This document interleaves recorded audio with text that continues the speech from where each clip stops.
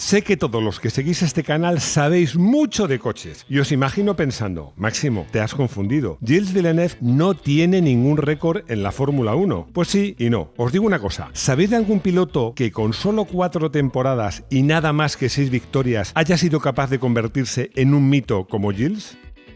Bienvenidos a Garaje Hermético. Enciérrate con nosotros.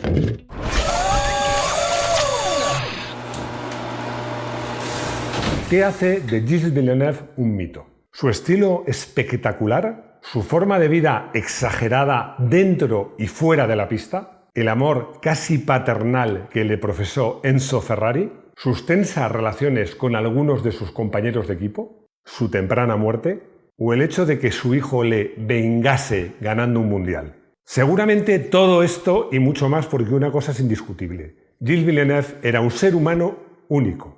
Curiosamente, esta expresión que me emociona de un ser humano único es la misma que empleó Niki Lauda cuando habló de él, porque dijo: era el diablo más loco que me he encontrado en la Fórmula 1. El hecho de que, a pesar de todo esto, fuera un personaje sensible y adorable lo convierte en un ser humano único. Hay vídeos que ya sabéis que los hago pensando en conseguir muchos views que os gusten a la mayoría de vosotros, pero hago otros como este, que son, yo lo llamo delicatessen, son dedicados a esos que tienen una afición absoluta al... Pasión. Una pasión, efectivamente, pasión total por el mundo de motorsport, por la competición y por la Fórmula 1. Y además he aprovechado porque se han cumplido los 40 años, cuando hacemos este vídeo prácticamente 40 años y casi 5 meses de la muerte de este pilotazo como fue Gilles Villeneuve. Uno de estos entusiastas es un garajista mexicano que, perdóname, he perdido tu nombre, lo tenía por ahí apuntado, que me ha pedido este vídeo. Además me ha dicho que le encantaban las frases que decía Gilles Villeneuve, como esa famosa frase que dice: si todo está bajo control es que no vas suficientemente rápido. Es curioso porque yo esta frase la conocía atribuida a Mario Andretti. He investigado por ahí y unos la atribuyen a Mario Andretti y otros la atribuyen a Gilles Villeneuve. Desde luego, Gilles Villeneuve os aseguro que la puso en práctica. Y en todo caso, a ver si entre todos nosotros, que somos muchos y sabemos mucho de coches, desentrañamos este misterio. Pero una frase, que esta sí que seguro es de Gilles Villeneuve, es esta: ¿cómo puedes conocer los límites si no los sobrepasas? Bueno, yo creo que esto fue un mantra para Gilles Villeneuve, que aparte de ser un piloto con un enorme talento, era un piloto valiente, muy valiente. Un piloto del que mucha gente se cree que conoce la historia, pero hay muchas zonas oscuras en la historia de Gilles Villeneuve. Vamos a verla. Canadá y la nieve. La familia Villeneuve no era una familia adinerada. Su padre era afinador de pianos, también un artista, y vivían muy cerquita de Montreal. La verdad es que para un joven canadiense amante de las carreras, del motorsport, del riesgo, de la velocidad, y que no tenía mucho dinero, pues no había muchas salidas, pero Gilles encontró una: las carreras de motos de nieve. Y la verdad es que él lo dijo más adelante cuando llegó a la Fórmula 1, que esa formación que le dio el correr en motos de nieve a velocidades cercanas a los 200 km por hora, con muy escasa visibilidad y entre enormes árboles, fue algo que, según él, le sirvió de mucho cuando llegó a la Fórmula 1. Gilles, pues hasta llegar a la Fórmula 1, la verdad es que era un piloto profesional que no andaba sobrado para nada de dinero.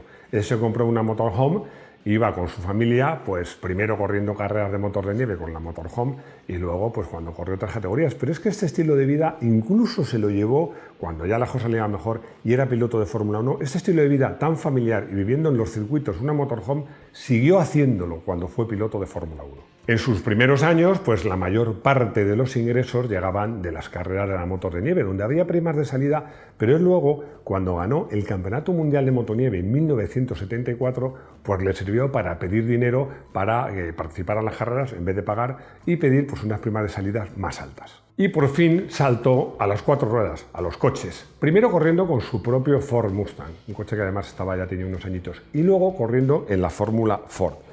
Bueno, y corrió el Campeonato Regional de Quebec en 1976 y ya con un equipo serio que era la Écurie Canadá, porque recordemos, aquí hubo una pausa, sabéis que en Canadá hay una parte anglófona, la mayoría, y otra francófona. que es la zona de Quebec y Montreal, de donde era Gilles Villeneuve. Por eso era la Écurie, ¿has visto? Canadá. Bueno, pues ese año ganó todas las carreras menos una, y luego el campeonato siguiente volvió a ganar, el 76 y el 77. Salto a la Fórmula 1. Villeneuve ya era muy bueno, es que era mejor que todos sus rivales. Y en una carrera de la Fórmula Atlantic coincidió en el circuito de Trois-Rivières, hoy estoy sembrado con el francés, con un pilotazo que era James Hunt. No solo coincidió, es que le ganó. Y a James Hunt le dejó impresionado, tanto que le dijo a su patrón, al patrón de McLaren, a Teddy Mayer, que le dijo, también con el inglés, Teddy Mayer, le dijo, oye, hay un canadiense loco que deberías de probar en tu equipo. Y McLaren le ofreció a Gilles Villeneuve un tercer monoplaza, iba a ser para varias carreras, finalmente fue solo para una, en la temporada 1977. Además, Gilles corrió con el monoplaza, corrió el Gran Premio de Gran Bretaña, pero corrió con el monoplaza antiguo, corrió con el M23, por cierto, con el que había ganado James Hunt su mundial, mientras los pilotos de fábrica, que eran Jochen Mass, alemán, y el propio James Hunt, corrían con el McLaren M26. Bueno, la verdad es que su debut, tened en cuenta que era su primera carrera en la Fórmula 1, fue fantástico porque hizo el 9º tiempo, pues insisto, con un coche que era más anticuado, y al final la undécima posición en esa carrera.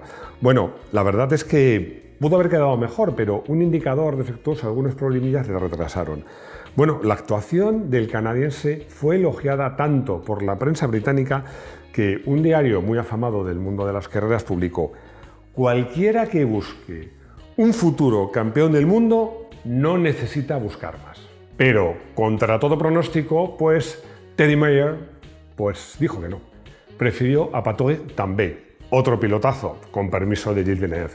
Pero es que, según Teddy Mayer, Patrick era un piloto por lo menos igual de prometedor, además más próximo al equipo y más barato. Bueno, pues eso es lo que hizo Teddy Mayer. Yo no sé si al final de esto se arrepentiría el resto de su vida. No lo sé y no tengo ni idea. Pero lo cierto es que después de haber el salto de la Fórmula Atlantic directamente a la Fórmula 1, parecía que Gilles Villeneuve se iba a quedar sin coche. ¿O no? Llega Ferrari. Vamos a dejar que esta parte de la historia nos la cuente nada menos que su esposa, Joanne Villeneuve, o Joanna. Sonó el teléfono en casa. Descolgué y dije: Gilles, es para ti. Están llamando desde el extranjero. Gilles se puso al teléfono con cierta curiosidad y le preguntaron si le gustaría ir a Maranello a hacer una prueba en la pista de Fiorano. Gilles respondió que sí, pero luego pensamos que era una broma de algunos de sus amigos. Pero no era broma, era cierto. En agosto de 1977, Gilles coge un avión y se va hasta la casa de Ferrari, hasta Fiorano. Y la verdad es que enseguida, entre Enzo Ferrari y Gilles Villeneuve, nació una relación muy especial. Lo contaba el propio Enzo, que dice: cuando me presentaron a este pequeño y nervioso canadiense, porque Gilles debía ser eléctrico completamente, pues enseguida reconocí en él al físico del gran Tazio Nuvolari y me dije a mí mismo: vamos a darle una oportunidad. Y se la dieron. Y además, siempre la relación que tuvo Enzo con Gilles era una relación casi de padre e hijo. En cuanto a Gilles, bueno, ir a Ferrari fue lo más. De hecho, él hizo unas declaraciones que me encantan, que decía: si me dieran 3 deseos, uno sería poder participar en carreras. El segundo, que esas carreras fueran de Fórmula 1. Y el tercero, que fueran con Ferrari. Bueno, como os digo, para Gilles Villeneuve su sueño se hizo realidad. Ferrari nunca es fácil. La temporada 1978 fue una temporada complicada. Hubo fallos de todo, hubo fallos de neumáticos, hubo fallos del propio Gilles, sobre todo muchos fallos del coche. Bueno, y sobre todo, ya sabéis cómo son los italianos, toda la prensa italiana pidiendo la cabeza de Gilles Villeneuve porque decían que no respondía a las expectativas que había levantado. Pero luego Carlos Alberto Reutemann, gran piloto argentino, se fue de Ferrari y llegó Jody Scheckter.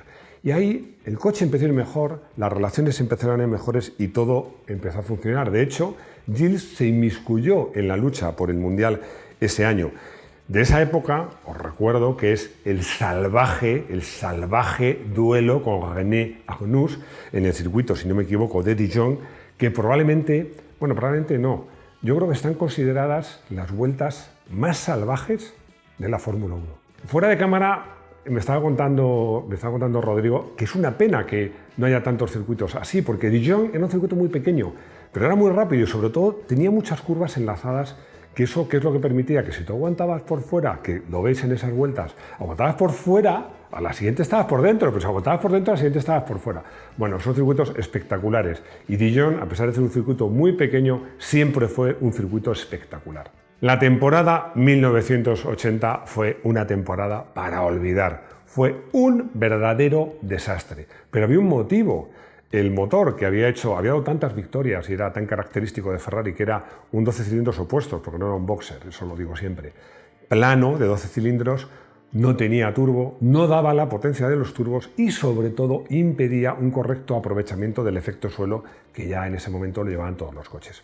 Todo eso cambió en el año 1981 con la llegada del Ferrari 126C. Pero tampoco fue un buen coche, Tenía dos problemas. Primero, el efecto suelo no estaba al nivel de sus rivales, de Williams o McLaren o Lotus, no funcionaba tan bien. Y luego era el primer motor turbo de Ferrari y tenía unos problemas de tiempo de respuesta absolutamente brutales, que hacían el coche muy difíciles de conducir. De hecho, ese año Villeneuve ganó en dos circuitos supuestamente nada adaptados al coche, como fueron Jarama y Mónaco, pero eran dos circuitos puramente de pilotaje. Bueno, a su compañero, que entonces ya era Didier Pironi, no le fue mucho mejor. En 1982 las cosas cambiaron mucho y a mejor, con el Ferrari 126C2. Bueno, es que Harvey Postlethwaite fue fichado por Ferrari, metió mano al coche y el coche mejoró mucho, pero mucho. Tanto es así que Gilles Villeneuve había tenido una oferta de McLaren, que los coches iban bien en ese momento, y la rechazó porque creía mucho en el proyecto. Pero llegaron al Gran Premio de San Marino. ¿Y qué pasó ahí? Bueno, pues ¿qué pasó? Lo que ha pasado en otras ocasiones en la Fórmula 1, que la parte oficialista, representada por la FIA, que era la Federación Internacional de Sport, de Deportes de Automóvil, se enfrentó con la FOCA, la Formula One Constructor Association. La FISA aglutinaba a los equipos de las marcas, para entendernos, los oficialistas, sobre todo Ferrari y Renault. Y los demás, la FOCA, sobre todo los equipos ingleses, a todos los artesanos, vamos a decirlo así. Bueno, pues llegaron a un enfrentamiento y la carrera, pues prácticamente Ferrari se encontró con que solo tenía la oposición de Renault. La escudería italiana parecía tener la victoria, prácticamente el doblete garantizado. Pero tanto fue así, pues que la dirección del equipo dijo, bueno, vamos a no arriesgar y para gastar menos combustible y para no tomar riesgos mecánicos, vamos a pedir que vayan despacio. En ese momento Gilles Villeneuve iba primero. Y bueno, pues recibieron las órdenes desde boxes de bajar el ritmo. Claro, Gilles Villeneuve entendió, bueno, bajó el ritmo, pero conservamos posición, porque si bajó el ritmo no vamos a pelear por la posición. Pero Didier Pironi no entendió lo mismo. ¿Y qué es lo que hizo Didier Pironi? Pues muy sencillo. En la última vuelta cogió, adelantó a Gilles Villeneuve, que iba despacio y era asequible adelantarle, le ganó el interior, frenó en seco y le ganó la carrera. Bueno, cuando acabó la carrera, el enfado de Gilles Villeneuve, que se había sentido traicionado, era enorme y declaró: nunca jamás volveré a dirigir la palabra a Didier Pironi. 8 de mayo de 1982. Y llegamos a Zolder. Cuando quedaba muy poco tiempo para acabar la sesión de calificación, pues Villeneuve estaba apenas una décima de Didier Pironi. Nunca sabremos, hay teorías para todos los gustos, que ya había renunciado a hacer una vuelta más rápida porque tenían los neumáticos castigados. Hay quien dice que no, que iba por nota y no solo quería quedar delante de Didier, le quería meter un hachazo, sacarle mucho tiempo. Pero lo que sí es verdad es que cuando iba a más de 200 km por hora se encontró con Jochen Mass. No se entendieron porque Jochen Mass se echó a la derecha para dejar sitio, pero Didier Pironi también se echó a la derecha, chocó con la trasera del coche de Mass, salió por los aires, bueno, y no voy a entrar en detalles. Pues hay muchas veces que digo que la conclusión es fácil. Pero de este vídeo no, en este vídeo la conclusión era muy difícil, pero he contado con una ayuda inestimable, por supuesto la de Rodrigo, pero también nada menos que la de Jody Scheckter, porque no voy a acabar yo el vídeo, lo va a acabar Jody Scheckter, porque voy a tratar de no emocionarme, lo que dijo en el funeral de Peterbilt sobre su ex compañero de equipo. Extrañaré a Gilles Villeneuve por 2 razones. Primero, era el hombre más genuino que he conocido. En segundo lugar, era el piloto más rápido en la historia del automovilismo. Pero no se ha ido. El recuerdo de lo que hizo, de lo que logró, siempre estará ahí. Yo creo que está todo dicho. Bueno, voy a ver si levanto el ánimo en el coche del día y voy a elegir un coche del año 1982. Un coche que cuando salió pues no fue muy bien comprendido. Estoy hablando, que luego Rodrigo dice que me enrollo y le digo el coche, del Volvo 760, que bueno, tenía unas formas un poco de tanque, muy Volvo de esa época. Pero lo cierto es que es un coche que yo, que no era muy volvista en esa época, pues cuando lo probé, que probé además una versión muy buena porque tenía un motor 2,3 litros con intercooler, que era algo muy novedoso en la época y que ofrecía casi 200 caballos, 182 caballos. Bueno, confieso que el coche me gustó mucho y me pareció que ese Volvo tan incomprendido y con esa forma de tanque era un muy buen coche. Berto me pregunta, la verdad es que la pregunta tiene tela, porque dice, ¿cómo puede ser que un piloto con solo 6 victorias, caso de Gilles Villeneuve, se haya convertido en un mito, y hay otros pilotos, por ejemplo, me nombra a Sebastian Vettel, como dicen los alemanes, que con 4 mundiales, pues no se ha convertido en un mito? La verdad, la respuesta es que tiene razón, es que Sebastian es un tío que no levanta pasiones ni siquiera en su país, es algo pues que es muy curioso. Pero os digo una cosa, es que yo creo que al final, no sé si decir la valía o la mística o el cariño de los aficionados no son solo cuestión de títulos. Yo creo, como ha dicho Jody Scheckter, Gilles Villeneuve era un tío rápido, era un tío valiente y sobre todo era un ser humano único. Marisa me pregunta que si de verdad la familia Villeneuve estaba tan unida como se deja entrever en esas imágenes idílicas en su motorhome, en la Fórmula 1. A ver, debo confesar que aunque confieso cierto interés por el salseo en estas cosas, no es mi fuerte. Sí que es cierto, sí que te digo que Villeneuve era un tío muy familiar y que es cierto que sus comienzos en la moto de nieve, en la Fórmula Atlanta y sus comienzos en la Fórmula 1 era un tío muy familiar que dormía con su familia en la motorhome. Eso es verdad. Como también es verdad que se comenta, como se rumorea que en los últimos, yo diría que meses más que años, pues había otra persona en la vida de Villeneuve. Bueno, yo creo que no es el objeto de este vídeo, pero ahí queda. Bueno, llegamos al apartado de consejos, porque os digo una cosa, alguna vez en la vida tenéis que ir al Goodwood Festival, alguna vez.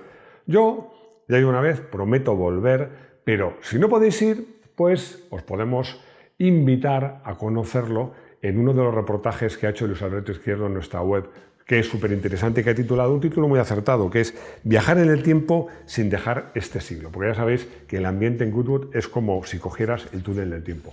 Si lo tuyo son las motos, seguro, te hago una pregunta, ¿te seducen las motos eléctricas?